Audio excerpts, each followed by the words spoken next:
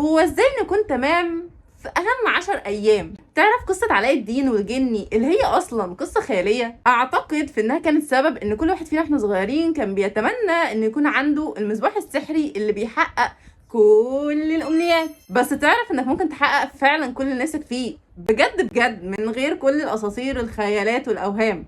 قيام الليل، تخيل ركعتين بس كل يوم بالليل والناس نايمين قبل الفجر ممكن يكونوا سبب في انك تلتزم في الصلاة لو كنت بتقطع، تلاقي شغل لو كنت عايز فلوس، او تلاقي بركة في صحتك وفي صحة الناس اللي بتحبهم حواليك. وغير ده وده هي تقرب لربنا، ولعلها تكون سبب في محبة ربنا ليك. تخيل بس انت لما بتعز حد شوية بتبقى نفسك تعمل له ايه وايه وايه وايه. اعتقد مفيش احسن من 10 من ذي الحجة اللي تبدأ تلتزم فيهم بركعتين بس بالليل، وواحدة كمان وتر، يعني 3 ركعات. وما تنساش ان الاجر الايام دي اضعاف الاضعاف، وهي تعتبر عادة جديدة كويسة بنضيفها لنفسنا علشان نعرف